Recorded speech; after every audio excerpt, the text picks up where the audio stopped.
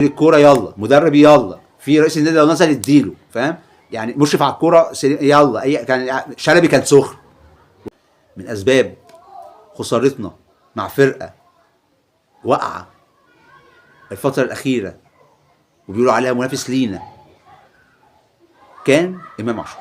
كمال حبيب الجمهور راح يضرع للجمهور محمود علاء واخدوا، سامحوه معلش. دي اول تضييع معانا. انا رافع عليكم الجزمه في مره وترفع عليكم في مره. لو انت هتيجي وتخش مع السيستم ده وتجيب لنا بطولات وبتاع وتمتعنا وتلتزم جوه الملعب فنيا واخلاقيا، اهلا وسهلا بيك. غير كده اقعد على الدكه ريح. مش جاي معاك الدكه اطلع بره القايمه اصلا بتاعت المباراه. نمشيك من النادي نمشيك، مش هنقف ولا هتفرق معانا. السلام عليكم ورحمه الله وبركاته. تحياتي ليكم، معاكم فتحي حسبه من قناه اهلاويه اسكندرانيه. نصلي ونسلم على رسول الله، وما تنسوش تشتركوا في القناه، ولو عجبك المحتوى اضغط لايك وشير والحاجات الحلوه دي كلها. يلا بينا.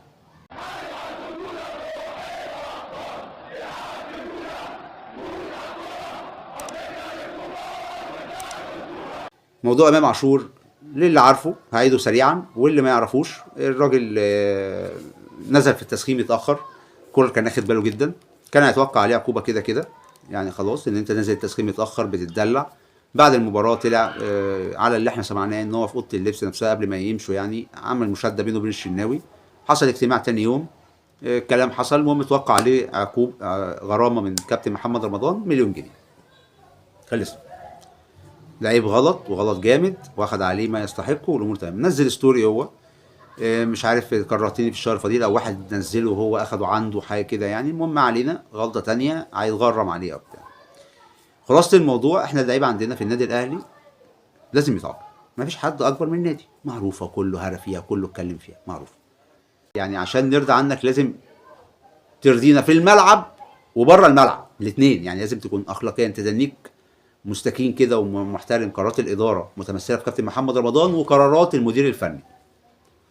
وفي الملعب اما تنزل تاخد الفرصه تموت نفسك. احنا عايزين اداء واخلاق، غيرنا ما بيبصش لكده. انا عايز بقى اتكلم عن الناحيه الثانيه. ناس كتير امبارح بقى تتكلم، طبعا مصدقه طبعا الزملكاويه يعني شماته بقى، فاهم استاذ شماته وصل تعالى بقى نشمت وبتاع ويلا بينا في امام عاشور. اولا احنا عندنا اللعيبه عاقبناه لسه من قبلها بيوم، لا تاني يوم على طول ماتش الزمالك. شلبي يعني مش اول مره يعملها، في مره راح عمل للجمهور حركه كده غريبه، ومره تفع الجمهور، ومره اتخانق في ساعه الكونفدراليه عشان يدخل اسرته تحتفل معاه وبقى يزق في الامن وبتاع. بس ما حدش عاجبه طبعا، فهو اتعود على كده فراح يتخانق مع الامن بتاع الماتش فاتحبس ورجع من الحبس. يعني طلع والامور الحمد لله طلع بخير وسلامه ورجع المباراه. راح جايب داخل المعلم في امان الله وامنه. رجع في تمام كده في المباراه قاعد اتغير. عبد الواحد بيكلمه مدير الكوره، يعني يتكلموا بطريقه مش تمام خالص، وابعد عني دلوقتي، مش طايق حاجه دلوقتي، مش شايف قدامي. عبد واحد يعني ايه قال لك احسن، فاهم؟ هو متعود يضرب وبتاع فممكن يهنا والامور تزيد عن كده فسابه شويه. جوميز جه جنبه يقعد جنبه يحاول يرضيه، برضه راح جاي مديله في النصيب. اتعاقب؟ لا مش اتعاقب، ده متنرفز عادي، لان دي طريقتكم وربنا يدوم عليكم. دي طريقتكم وربنا يدوم عليكم. احنا مش كده. احنا مفيش اي موقف بان قدام الكاميرا. هات لي موقف في المباراه كلها بان لامام عاشور، مفيش موقف بان قدام الكاميرا. لكن حاجات لو في غرف مغلقه لا هتتعاقب عليها وهتقف عند حدك. والكلام لامام عاشور. بص احنا بناخد دايما بطولات بيك من غيرك باي لاعب باي حاجه، الحمد لله رب العالمين. سيستم النادي الاهلي هو اللي ماشي. لو انت هتيجي وتخش مع السيستم ده وتجيب لنا بطولات وبتاع وتمتعنا وتلتزم جوه الملعب فنيا واخلاقيا، اهلا وسهلا بيك. غير كده اقعد على الدكه ريح. مش جاي معاك الدكه اطلع بره القايمه اصلا بتاعت المباراه.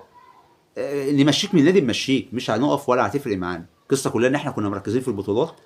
وكان يعني تقابل تعدي على جارك الزملكاوي ايه يا ابني وبتاع احنا بنغلب، يقول لك يا عم انتوا بتغلبوا افريقيا على طول، اخدنا الدوري ما انتوا بتاخدوا الدوري على طول، ما غلبناكم ما انتوا بتغلبونا على طول، ده احنا ركبنا انتوا بتركبوا على طول. فيعني بقاش خلاص جلده تخن ملوش اي حاجه. هو كل اللي فالح فيه لو دونجا عمل نيني نيني ولا ياني ياني ياني ولا مش عارف ايه حاجات من الحاجات الحراق شيكابالا بتاع، هو عباره عن مواقف.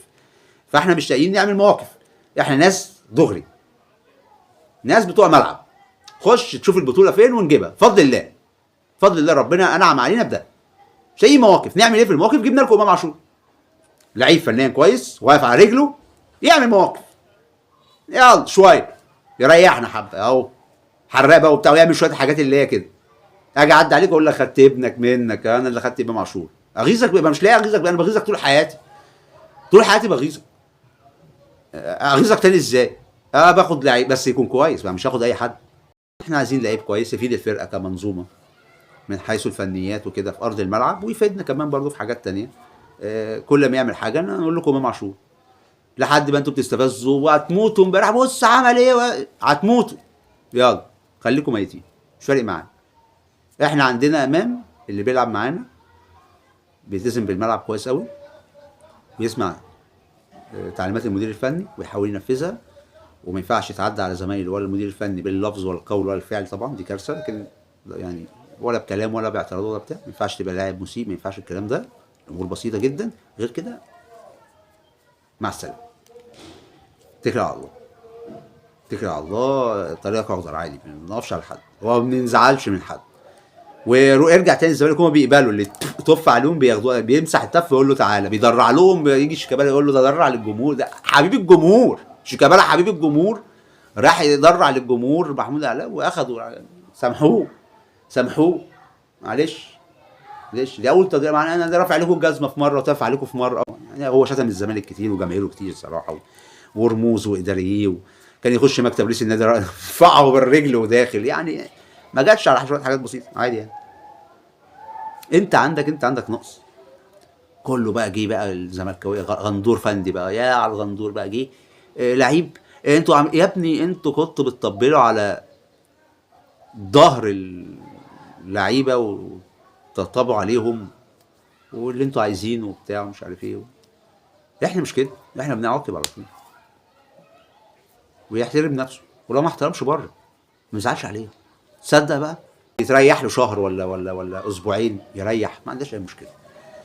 كابتن محمد رمضان كمل، احنا في ظهرك معاك، ما يفرقش معانا، دوس يا كابتن.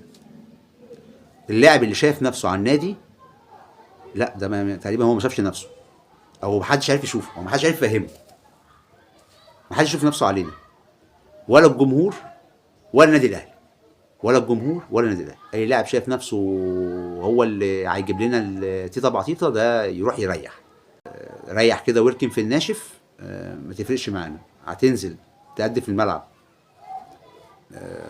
بروح ومفيش انانيه، بشكل فني يرضي المدرب اللي ما قعدكش دكه، اهلا وسهلا، وتكون اخلاقيا ملتزم.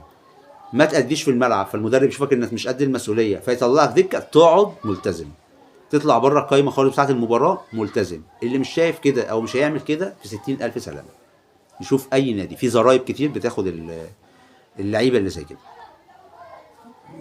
في اي مكان، يعني ممكن ياخد اللعيبه اللي زي كده براحته، اتفضل يروح اي مكان من اللي بيطبطب على اللعيبه واللي بيكلم مدير الكوره بطريقه مش تمام، ويجي بعديها المدرب مش طالب جنبه، لو كان نزل الرئيس الثاني كان برضه يعني عادي، كان ما سالكش، فاهم؟ مدير الكوره يلا، مدرب يلا، في رئيس النادي لو نزل اديله، فاهم؟